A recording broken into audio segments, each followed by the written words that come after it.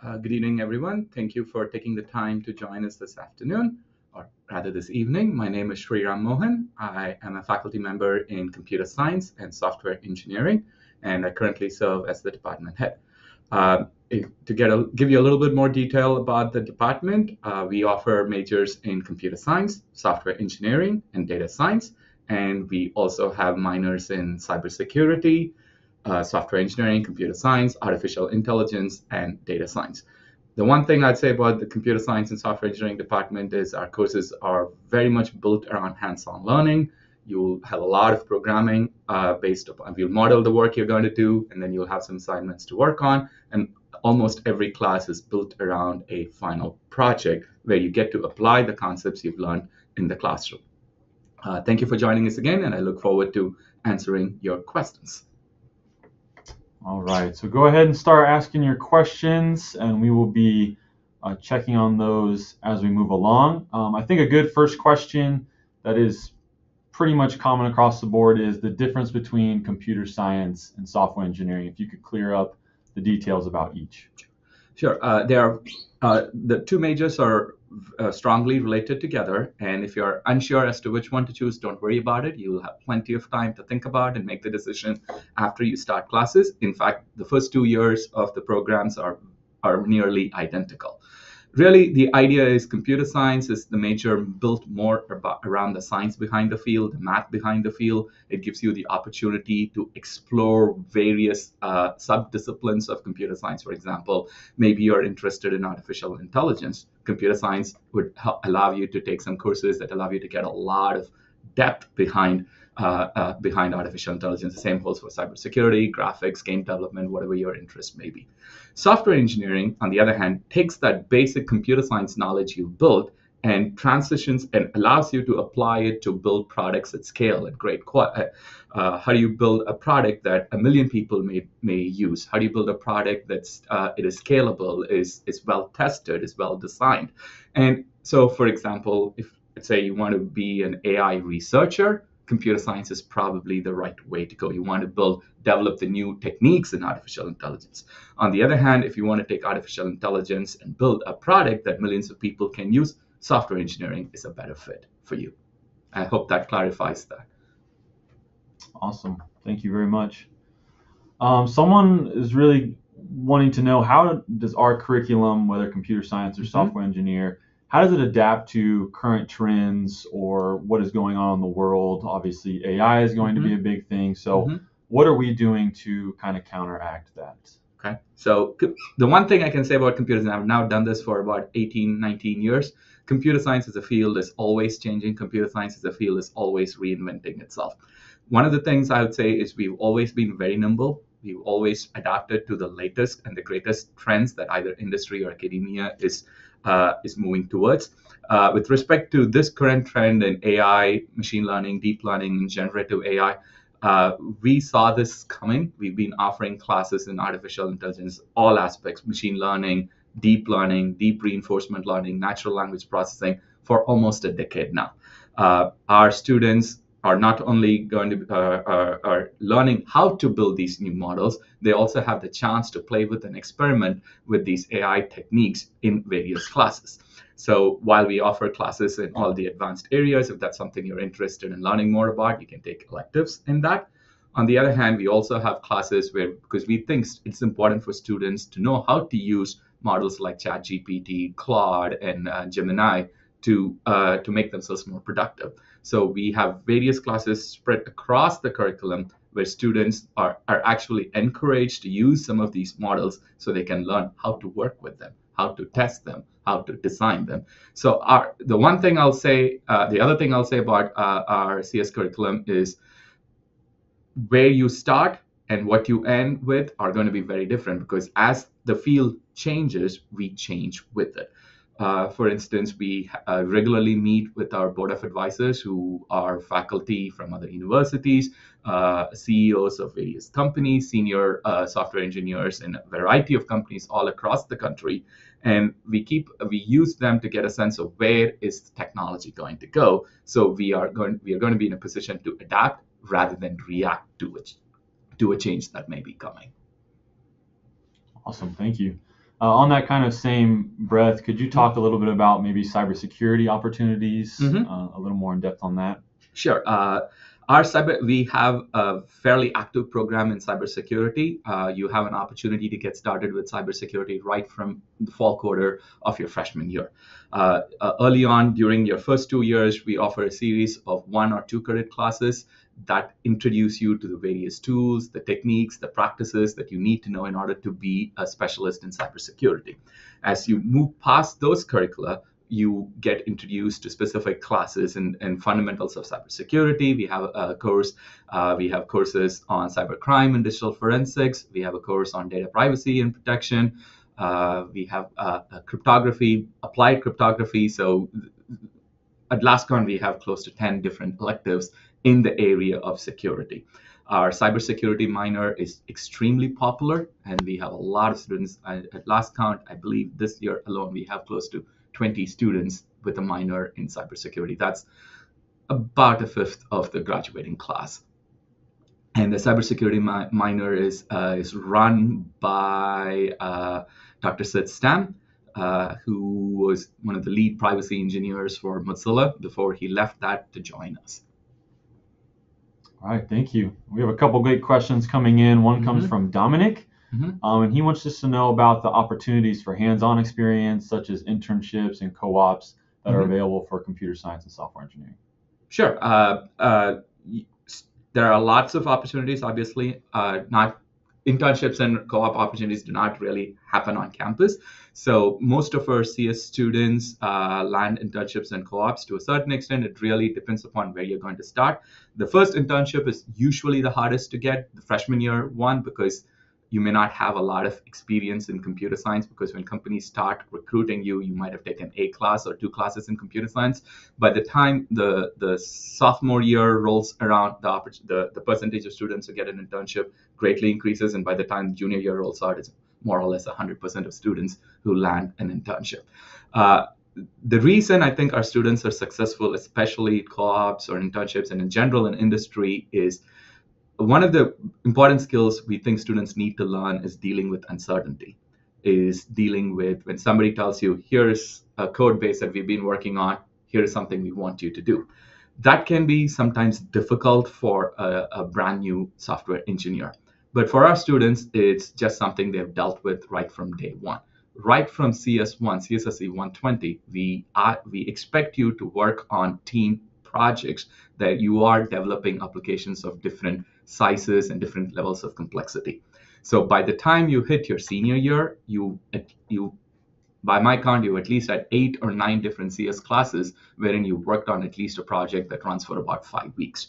And then all of this experience is capped by a 30-week senior capstone experience, wherein really the goal here, the way we look at it, is we've taught you everything you need to know. Here is your client, demonstrate that you have the ability to thrive in industry with a faculty member really acting as a project manager and as a mentor. So it's just a sheer variety of experiences you're going to have that resemble what you will face in industry that make our students successful in internships, co-ops, and eventually as software engineers in industry. Amazing, great. A couple of questions that are very similar in nature, and we were discussing a little bit before about these, but what are kind of the coding languages that are covered here at Rose? And then are there any suggestions you have for students who know they want to come into computer science if they should be getting a little bit of a head start in what classes? Okay, so we cover a variety of languages on campus, but the one thing I will say is it's less about the languages. For us, it's more about the problem solving, the design, the refactoring, and the testing that you need to develop. So officially, the languages that we cover are C, Python, Java, Racket, Scheme, TypeScript, JavaScript, Node, and a variety of other web-based languages. I'm just talking about the required classes. Once you start adding the electives, then the sheer number of languages keeps increasing. And as I said, where we want our students is the minute somewhere through, let's say, halfway through your sophomore year, where we want our students is it's not about the languages anymore. By the time most of these languages I've mentioned, you would have covered by the end of your sophomore year. From that point on, it really boils down to what does the product you want to build need? What does the client or what does the company you're going to be working for need? And you've been exposed to so many opportunities in so many languages that picking up a new language or picking up a new technology stack is just second nature to you. So that's really our focus. I think the second part of the question there was what do I need to know before you come? Really nothing. Our CS1 assumes you have no prior knowledge in computer science, that you've never you've never written a single line of code before. If you have some experience, be it through AP classes or be it just because you happen to take a class at a community college, or you've just done first robotics and you were on the software team for your first robotics team, or you've just been coding for fun. We do offer a placement exam, and where in the placement exam it is language agnostic. We don't particularly care what language you've learned. What we are testing to see is what concepts do you know, and based upon the concepts that you're familiar with, comfortable with, and show expertise with, you have a range of options to start from. We have a good majority of the students start with CS1, no prior knowledge in computing. Then we have students starting with CS2 and some students starting in CS3 as well. So focus on what you want to learn right now. Don't worry too much about learning a specific programming language. If you like doing something for fun, keep exploring that passion. And speaking of fun, it looks like we have a couple students who very much love the idea of programming. So would you suggest, or is it common for somebody in computer science to also pair with a major or a minor in one of our other majors that might have more programming involved? So the majors that involve a lot of programming are CS and computer science and software engineering. Other majors that involve quite a significant amount of programming, the next one that comes to the top of my head is data science. A lot of our students choose to double major just between computer science and software engineering, which is something that students do. And some students go on to get a second major in data science. The other combinations that I've commonly seen are these days, it's getting a minor in data science, minor in artificial intelligence, minor in cybersecurity. And there are some students who just don't worry too much about what the credential says. It's just really at the end of the day, it's what you know and how you can talk about what you know. Some students just choose to get one major and then use the freedom the program provides. Every student is required to take 3 CS electives and 5 free electives. So that's 8 courses that you have that you can use to experience the sheer breadth of electives that we offer. Awesome. And an interesting question actually just came in. Would you say there's any interdisciplinary project opportunities where CS students can work with other engineering disciplines? So a lot of that happens through the various competition teams we have on campus. Almost every other competition team we have on campus these days requires some kind of software engineering or programming. So our CS students are involved in those. And really, the main place where students experience a lot of interest outside of extracurricular activity is by taking either classes offered by other departments or by participating in our multidisciplinary senior capstone, wherein we have teams of engineers and computer science students working together to solve problems for clients. All right. This is going to be kind of a broad question, but a couple of people are asking about opportunities for like real world projects when it comes to partnering with industry partners, and then also just some examples maybe of any companies off the top of your head that people have gotten internships out at. Okay. So for partnerships with companies, that can either happen through senior capstone, senior research project, or in some cases specialized independent studies that that company has a project that they want to work on, and they work with a faculty member and a team of students to do that. And the other option we have for participating directly with companies is through Rose-Hulman Ventures. Companies routinely work with Rose-Hulman Ventures. At least the last I heard, about 60% of the 60% of the projects that we do with Rose-Hulman Ventures involve some kind of software engineering or computer science. So these are companies that want products built. They contract out with Rose-Hulman Ventures, which is, think of it more like a professional consulting or an incubator. And Rose-Hulman Ventures in turn hires Rose-Hulman students who can either who can work on it during the school year or even during the summer as a full-fledged internship to work with these companies on applications that they want built. In terms of companies at the top, I have students working. You name the company, we have students working. Microsoft, Google, Amazon, Apple, Netflix are probably the real big guns that stand out. Where a student ends up to a certain extent depends largely on where they want to live after they graduate. We have a lot of students from the Midwest who prefer to stay in the Indianapolis and the Chicago area. So in the Chicago area, they work for a lot of the consulting firms and the automated trading firms that are built around Chicago. In Indianapolis, a lot of them work for Eli Lilly and the various health sector technology firms that are based there. But students who want to go to the coast, that's where I, I really can't think of a company right now, a major software firm or a major tech giant that we don't have a student either interning or working full time for. All right, perfect. Let's see, we have another question that just came in about student to faculty ratio. So obviously being in admissions, we give our kind of overall student to faculty ratio, but what does it kind of look like for your departments? And how would you say with your department specifically, describe how accessible and easy it is to converse with the professors? Okay, so this is something I am very proud of. We're probably the most informal department on campus. We have about 27, 28 faculty, depending upon if I can include the faculty who are joining next year or not. We have 28 faculty in the CSSC department. We also have some faculty who work in industry and who teach a class quarter that I'm not including in this particular list. For example, just this past quarter, we have an employee at NVIDIA teach a class on high performance computing graphics for us. We have somebody at a bank who's the chief security officer who's teaching a class for us right now in the spring. Our faculty are extremely accessible. We all go by first names within the department, so nobody really calls me Dr. Mohan. I'm mostly Sriram to my students.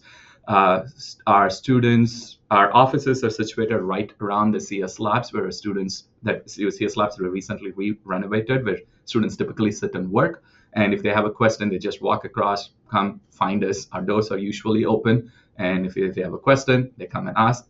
We have also faculty who sometimes, most of the time respond to Teams messages and emails, sometimes even over the weekends. So I would say our faculty are extremely accessible.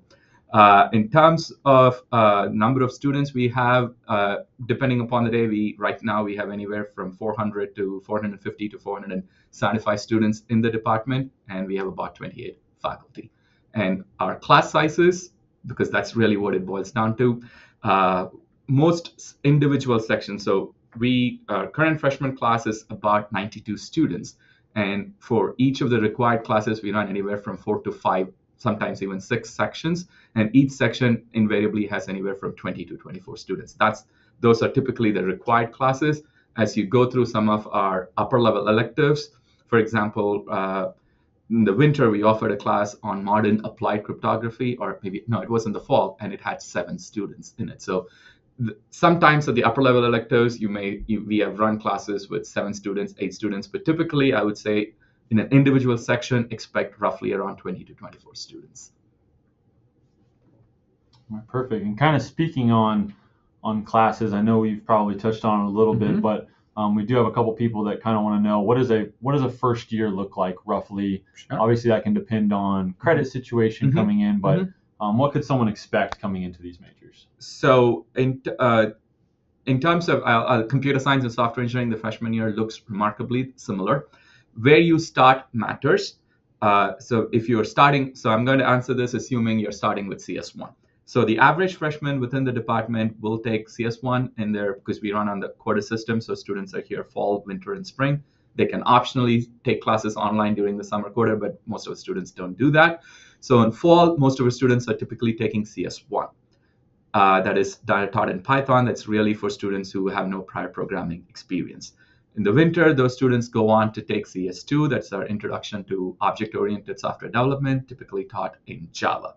In the spring, most of our CS freshmen take an Introduction to Systems Programming class that is done in C. So the average freshman just on the normal track would have been exposed to 3 different languages right in their freshman year. If you're starting with CS2, typically those students would have taken a CS2 class in the fall. They'd have gone on to take CS3, which is typically taken sophomore year, a course on data structures, also taught in Java in the winter, and they will invariably take our Introduction to Systems Programming class in the spring. Combined with this, you'll also be taking a lot of classes in math. As the math faculty will be joining this call right after I'm done. Math is incredibly important to computer science. It is the basis of all things computing. So you'll also be taking a year's worth of calculus. But if you're a little ahead on calculus, you may move on to taking classes in either differential equations, or in some cases, if you're really ahead, an introduction to proofs, and sometimes introduction to probability and statistics. You'll also be taking required courses in physics, chemistry, and you will, in humanities, forms the bow around the wrap around all of these classes. All right. So this one's kind of a little off gear from what we were just in, but we do have obviously some international students interested in our programs and that do attend Rose-Hulman. What is their, I don't know if experience is the right word, or maybe even placement after here? Do they find similar success to maybe domestic students? So I would say the placement rate is these days is not dependent upon whether you're an international student or a domestic student. It's really built around the types of experiences you've had and how you're able to communicate them. I have had international students who work for all of the companies that I just named earlier in terms of internships. So if you are a good student and you're willing to commit yourself to the hard work that is required to get a degree in Rose-Hulman, there will be jobs at the other end. Perfect. Okay, we just have someone who is wondering, is our computer science program accredited? Yes. Both our computer science program and software engineering programs are accredited by ABET. Computer science is accredited by the ABET Computing Accreditation Commission. Software engineering, since it is technically an engineering program, is accredited by the Engineering Accreditation Commission. Both programs had an accreditation visit. While I'm not allowed to officially confirm what happened, I'll just say it went really, really well. Sounds good to us. Let's see. Could you also maybe briefly talk about our kind of unique international computer science program? Sure. The International Computer Science program is definitely something different when compared to everything else we do. In a lot of ways, it is similar to our computer science program, except in some of the humanities courses that you're supposed to take a year of German. Our students who are in an international computer science program take a year of German their sophomore year. The reason they take a year of German is they spend their junior year at a partner institution in Ulm, Hochschule Ulm in Germany. So all of our international computer science students take courses in Germany. Although the courses are taught in English, you're still going to be living in Germany, so it's a good idea for you to know a little bit of German, get used to the German culture. So that's really why you take that year of German. And there, while they are in Germany, we have students at our partner institution who are also pursuing the International Computer Science Diploma. So they will work with them for that junior year, taking courses there, living in Germany, and also getting to experience traveling in Europe. But by the time the junior year is done, both sets of students, our own students will come back to Rose-Hulman, and the students from our German partner institution will also spend their senior year at Rose-Hulman and finishing up their graduation requirements. The one unique thing about Essence is that when you're done after 4 years, you're not getting one degree, you're getting 2 degrees. A degree from Rose-Hulman in International Computer Science and a degree in Computer Science from our partner institution in Germany. And because of that, all of these students are required to do a senior thesis rather than a senior capstone, because that is the requirement on the Hochschule Ulm side. So if you're interested in 2 degrees and from a school in the United States and a school in Europe, International Computer Science is a great way to do that. All right, perfect. I think we have just maybe one more question that we can squeeze in here. Some students who maybe are thinking of doing a one of our summer camp opportunities, specifically Catapult. Are there any computer science projects that kind of get weaved into those camps? So each of the Catapult sessions has a computer science professor. What the project is tends to be different depending upon who the professor is, what they're interested in. So you might sometimes see projects from the data science area. Sometimes you may see traditional app development. Sometimes it may take a game development flavor, or sometimes it's really what the student wants to do. But every session on Catapult will have computer science program, and we are over the next 2 years, we're also thinking of branching and giving students more of an exposure to AI in these summer camps as well. Okay. Thank you. Well, if we don't have any additional questions, Dr. Mohan, do you have any final thoughts maybe you want to give to anybody listening, or do you feel like pretty good? I feel good. This is what I'd say. Again, you might have more questions, or you might have more clarifications that you want. You can find my email address on the website. Feel free to send me an email. Happy to answer any questions to help clarify any concerns you might have. I'll say our computer science and software engineering programs are really, really excellent. You'll get a wonderful education, hands-on learning, and something that will benefit you in whatever career you might choose to do. Looking forward to hopefully seeing you next year.